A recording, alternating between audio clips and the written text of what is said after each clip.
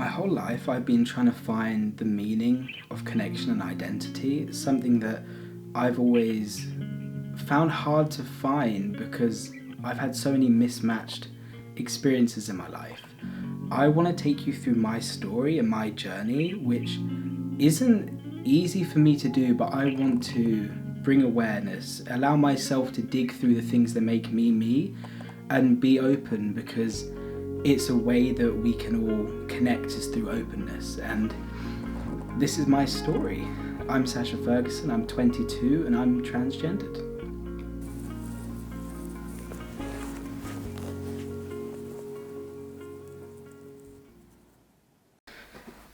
I was born on November the 20th, 1998 in Great Yarmouth. My parents were, I think they were quite young, about 27, 28, I don't know much about them. I have a few pictures, a few letters from social services. I was adopted just before I was 2. From reading my later life letter, they give you a letter when you leave that explains what happened. It turns out that I think my dad took quite a bit of drugs, drank quite a lot. My mum couldn't really look after me by herself. They tried, I came and went from several different places, and social services when we don't think this is working. So I went to this lovely nanny called Nanny Margaret, who's my foster carer. She had a lot of animals and a nice garden, and I found this old VHS tape of when I was small, and it was an interview with her for my prospective parents, talking about what I was like and who I was like. So even though it wouldn't seem like it, I was this little blue-eyed, blonde-haired girl in these lovely little dresses because she liked to dress me all fancy. Got slacks, oh yeah, you know what I'm like for. I do like junk and look nice. She's got loads of clothes and she's got quite a few toys. So my dad never visited. He went to prison for, I think, beating someone up when he was drunk. And my mum was meant to look after me, she couldn't. That's when things kind of collapsed.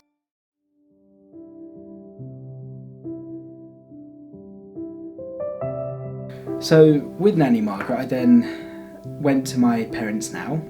They went through the adoption process. I think within a week of being approved, they went from being approved to then having this 2-year-old child running around the house, which was not an easy task. There's videos of me kind of flushing the toilet in their bedroom, going to their bathroom, flushing the toilet, rummaging through their things. And my mum and dad are clearly a bit like, this is a lot. But I think it was good for them. But I do feel bad they missed out on all the bits before that with me. So looking back on these videos, it's nice though, because I can see how much my parents cared. Next day.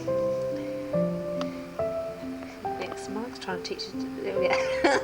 We're smelling roses.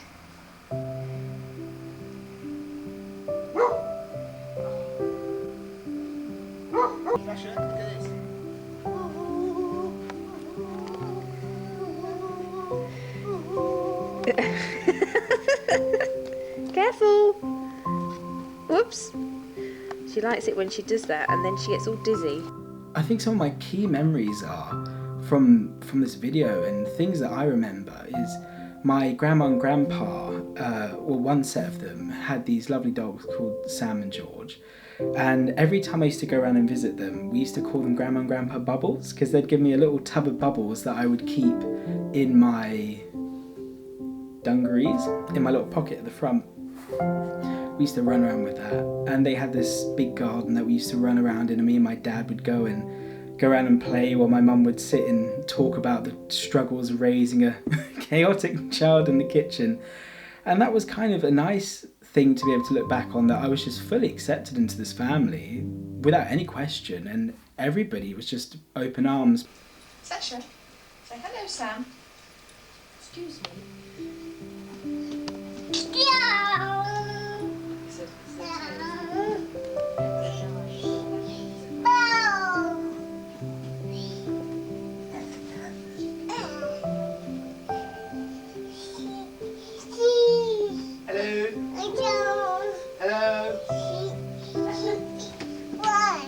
Hello.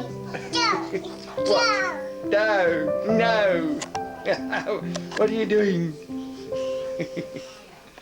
Hello, miss. What are you doing?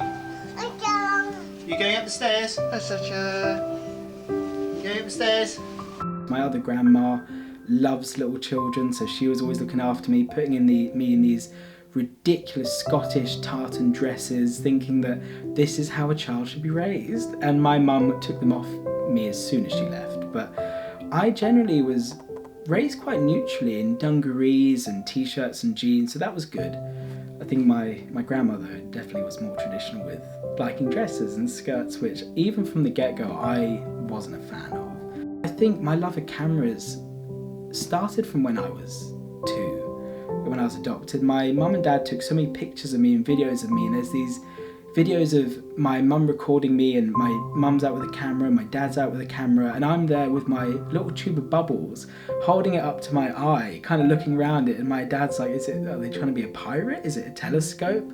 And then he's like, oh, you're trying to record as well? And my mum was like, that's what you're doing. So here I was kind of running around with this little tube of bubbles thinking, I'm a video recorder.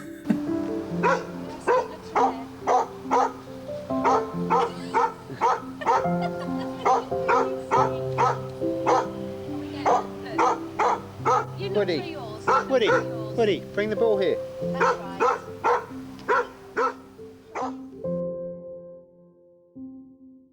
So going into school when I was, I don't know how old you are, in reception, I went to reception. I kind of went a term early, which was nice. It gave me a bit more space to grow, a bit more stimulation, a bit more support. That was fun.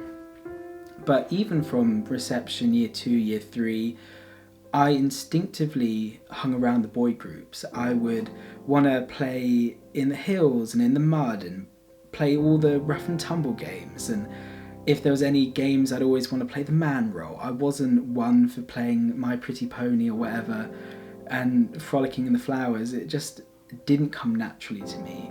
So I kind of got the label as a tomboy, and I thought, oh, that would do. You know, at that age you don't know much about gender or identity, but I knew that something wasn't right, but you don't know what's not right. So I think I've always known that there's something that needed a change, but you just don't have the words for what it is, because there's nothing that severe at that age that makes you different than anyone else, because everyone at that age doesn't see you as a boy or a girl. You're just someone, are you fun to play with or not? So when I went into year 4 and year 5 and 6 in the lower prep, that's when it got difficult.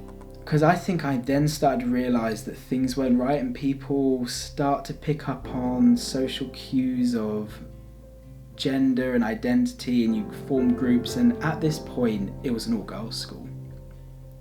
I think that's when I started to realise something really isn't right here, because I'm having to wear these dresses that I'm not comfortable in, and having to play these games I'm not comfortable with, and whenever I wear my own clothes, people don't really get it. So I think in year 4 I had this extracurricular dance class, and one of the girls in the year above went, you do know that you can change your gender, right? And I was like, you what? She was like, yeah, you can go through the whole process. There's like ways you can do it. And she was like, would you ever want to? I was like, no, I wouldn't want to. I don't know about that. But in my head I was like, oh, that sounds really cool. But I think at that point I didn't really internalise how real that could be. And I think that's when I knew from there on that something definitely is wrong. And I know what it is now, but I don't know how to do anything about it.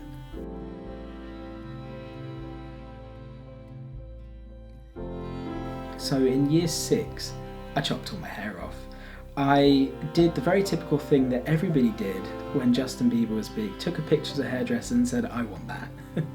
So I came back with this bowl, flippy, short hairstyle, and it got me a lot of stick.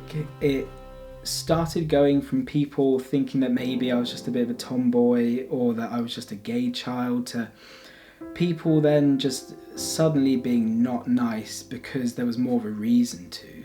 And I think if I was another typical girl with a short hairstyle, I'd be fine. But because of my other mannerisms and way of doing things, it really singled me out as being different.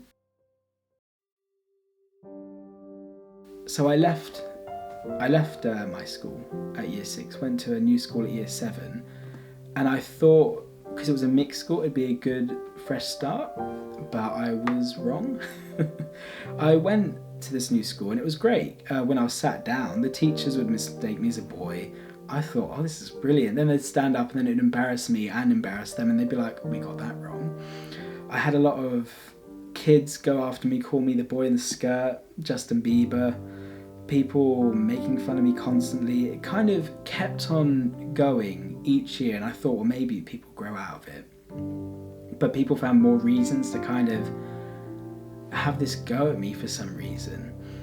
And I don't think I helped myself. When I got older, I started getting really into black clothing and really gothic clothing, and it was kind of like a shell. I thought if I could really single myself out into wearing this really kind of specific clothing and hanging around a certain group, and then at least the people are looking at me, it's because I've kind of made them. But I think it kind of intimidated people, which I thought was better than people feeling like they could just come up to me at the time. So that, along with the way I was, kind of fueled this fire of me being a spectacle. I think it was around year 9 that I decided to come out to my family, or maybe year 8. And to do that, I'm not good at telling people things. I can't sit down and tell people the things I want to. It's part of the reason why I guess I've had to wait with so much, because I don't tell people when I'm struggling or what I'm thinking. So I wrote my mum a letter, and I gave this letter to my brother and said to him, when you get to school, give this to mum. She's going on the train to London and she can read it then. And so I said in this letter at the bottom, don't call me, just email or text me. I can't talk to you after this, it's too stressful. So she texted me and she was like, it's not exactly what I expected, but it's fine, you know. I don't really remember what she said, but in short, it was fine. I gave her resources and videos to look at that I'd looked at, you know, YouTubers that I think for a good couple of years I've been watching and kind of wishing that I wish that stuff would happen to me, and I could kind of see the progression with everyone else, and it got to the point where I was like, I need to do something about this or I'm not getting anywhere.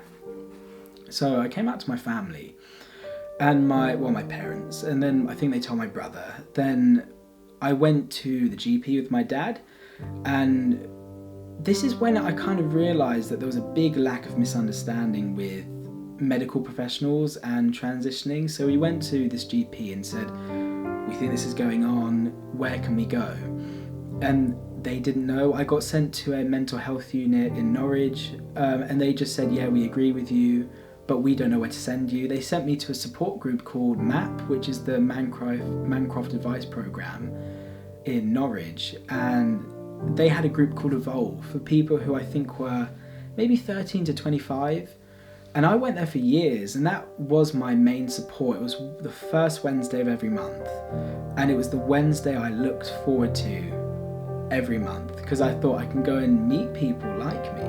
I got transferred to Tavistock and Portman in London, who deal with younger people with their gender issues.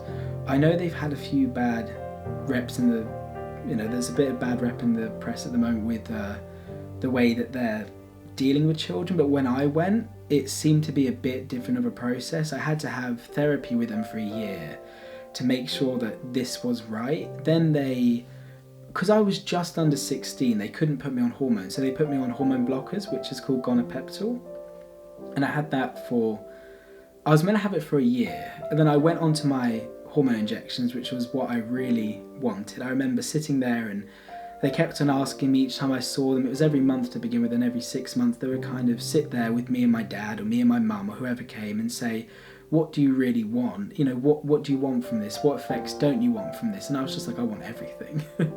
It couldn't come quick enough. So I started my hormone injections, I think, the end of year 11. Because I had finished and it was prom, and I'd got them just a bit before that. So when I went into sixth form over summer, some things had started happening, so I felt like I was catching up to everyone else. So I went back into sixth form, and over summer I'd managed to have quite a few changes that I had been wanting from years by watching these videos. I started to grow a bit of facial hair, my voice started squeaking and cracking and lowering, which was, I think, my favourite thing. Hello, hello, hello, hello, hello, hello, hello, hello, hello. I think those things helped me get more of an idea of who I was and made me have that confidence I think I hadn't had before at school.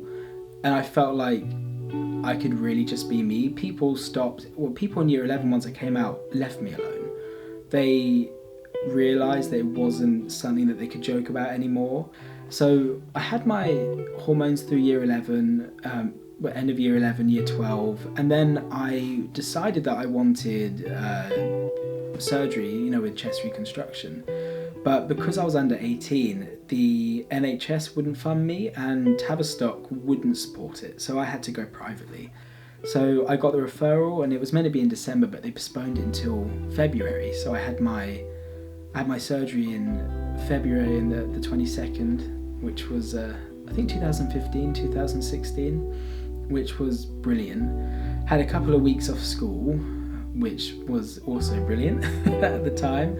And I went back and started settling in, and I think it was from then on that I then fully felt like myself. I kind of then thought, this is kind of where I want to be, and I've got there. Teachers were great with it. I think a lot of them would come up to me and say, well, if you were my kid, I wouldn't have let you done that at school. You had too much time off, you've been missing stuff, you've not been here. I think I wasn't there, but it kind of had to happen then. There was no other time for me to wait. So, but apart from that, they were a good support system.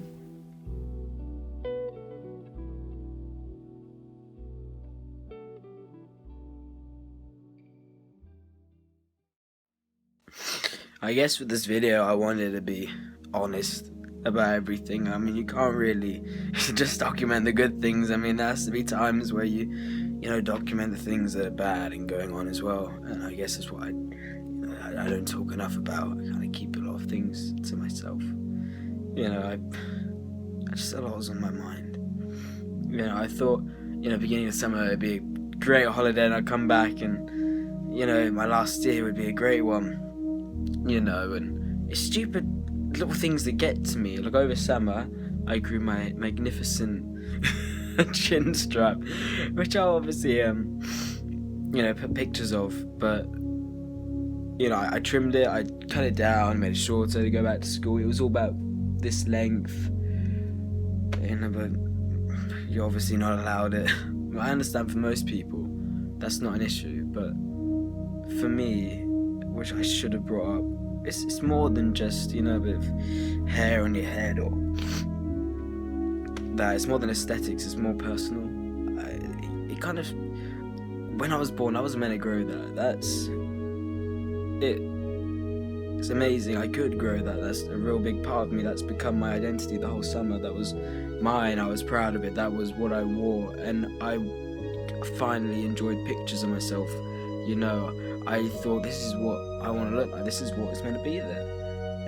To be told to have to shave it and then go and do it without bringing it up, because I'm quite a spontaneous person and impulsive. I just went, shaved it off. And I can't stand to look at myself now. I mean, most people don't see it, but when you've seen yourself for 17 years, and it was more masculine. Now I just look at myself and I say, girl, I can't see that anymore. I spent so long getting rid of that, and it's come back, and I can't see myself the same. It's more than, facial hair, it's identity. When I started my original film for my journey into identity when I was 17, I interviewed my friends and I asked them kind of what did they think, and being able to reflect back on that now, because I don't remember, is a key point of remembering that they were there for me and they wanted the best, and how they could see a change in myself that I didn't. Over the years we've been friends, how much have you seen me change as a person? Have you noticed anything? So much. Even just your hair changing, like colour, you know, the haircut. It's so much shorter now. It makes it look so much more masculine. And I feel like, oh, you're so boy now. I love it. It's so sweet. I've seen him become more happier. Yeah, a lot. More confident as well, more happy. I feel like you open up a lot more as well. You're not like hiding in a shell at all. So that was brilliant at school, having my group of friends who just unconditionally just accepted me without question. I've not had anybody say anything or think anything. Everybody just immediately accepted me as any version of who I was. I think coming out helped. Every bit of weight that I took off my shoulders helped me become a more happier, confident person. My life goal, like everything I did, drove me to the point of I need to be at this place, I need to transition, I need to get on hormones, I need to have surgery. That my life revolved around this identity and meaning and purpose, that when I got there, I was then now like, now what? I sometimes sit there, I'm like, now what? I had this identity and this core part of me that I've now reached. What goals can ever compete to such a big thing? So I think it's crazy that being so young I've had such a big thing happen that it can kind of now make me feel kind of lost almost.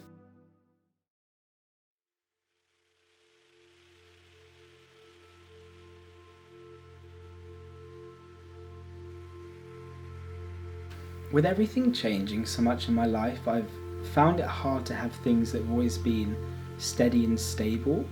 It's like everything's always been in flux and changing, and there's not much that's being a constant, but the one thing that always has been a constant is the outside and natural world for me. I think growing up with, you know, families in all our gardens, having so much wildlife and dogs about and animals and pets, and it's been something that if ever I couldn't cope or I felt stressed, it was something I could always go to. Is, you know, animals are there for you. They are a constant. They don't judge you. They don't have the struggles we do. They just are just themselves, and they love unconditionally. And that's what I loved about animals and, you know, wildlife and being outside. And I think that's always been good, is to have that constant. Everybody's kind of using nature for themselves in a healing way. I like to use it as a healing way,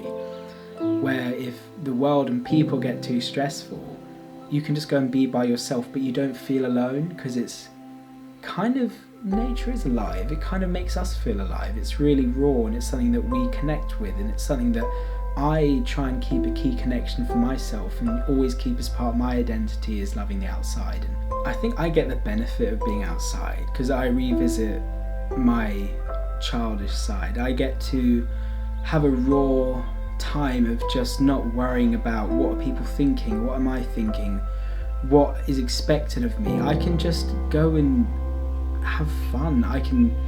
It's like sea swimming is brilliant because it's just, I don't feel judged. I don't feel like if I'm at a health spa's pool that everyone's looking at you and thinking, oh, you're so big, or you're so small, or you're like this, or you're like that. I get to just enjoy the moment.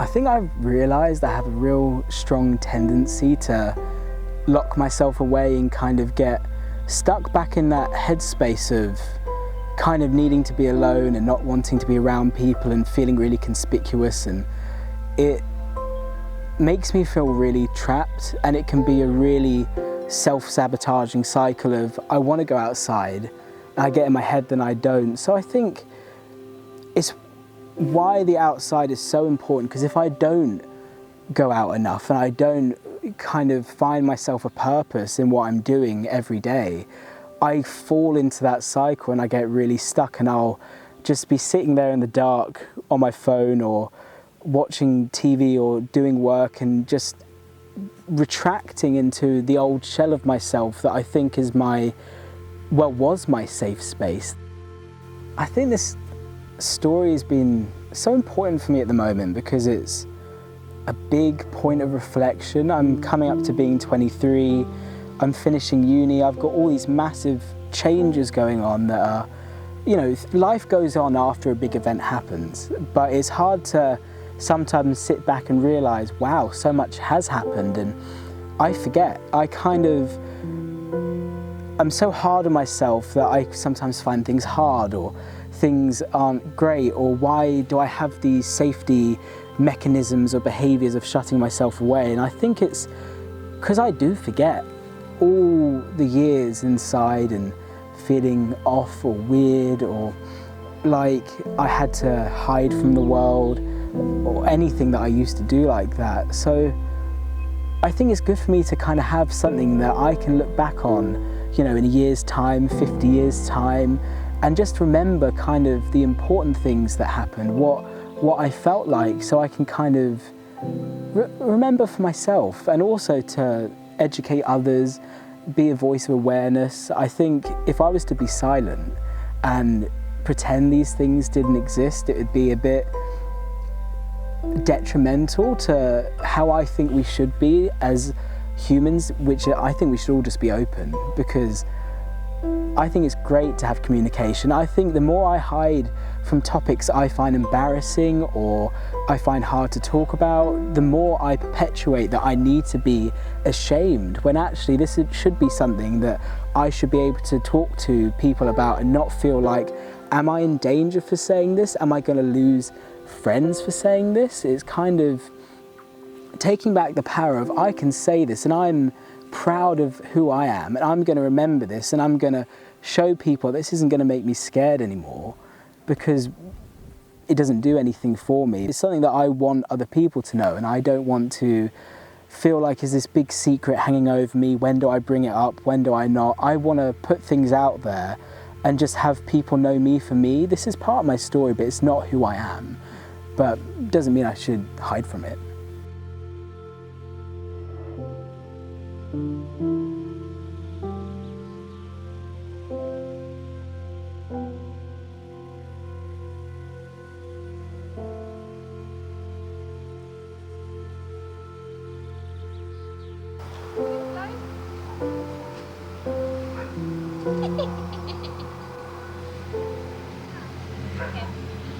There's a lawnmower going in the background. Always barking. Sasha buddy.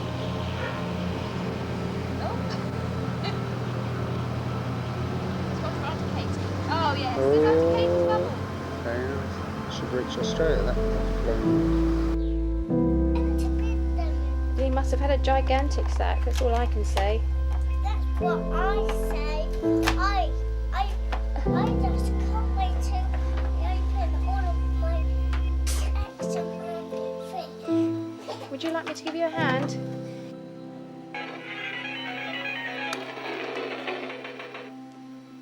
Can I have a bit more, Sasha? And what about a wiggle? No, you didn't. I didn't see a wiggle.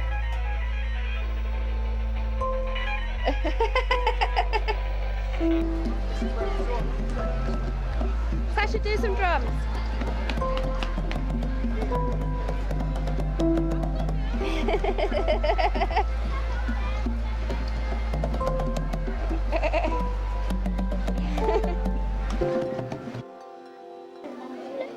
Sasha!